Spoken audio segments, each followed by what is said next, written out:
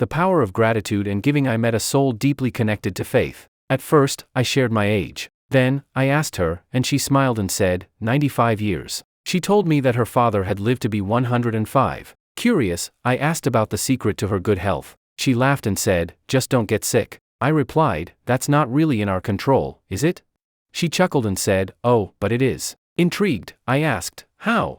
She leaned in and said, before you eat or drink anything, even a sip of water, pause for a moment and give thanks. Recognize that everything you have is a gift. Say, God, this is your blessing, and I receive it with gratitude. I fell silent. It is said that God creates everything with a purpose. When we express gratitude before eating, we remove negativity from our food, transforming it into nourishment for both body and soul. Always eat with a grateful heart and remember to thank God while you do. My eyes welled up. How often do we truly thank God for our meals?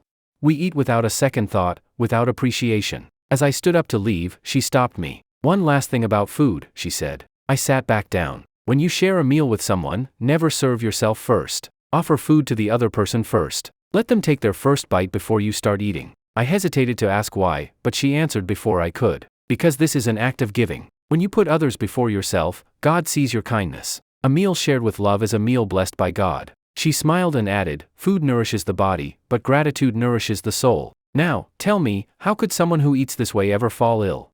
May everyone be blessed.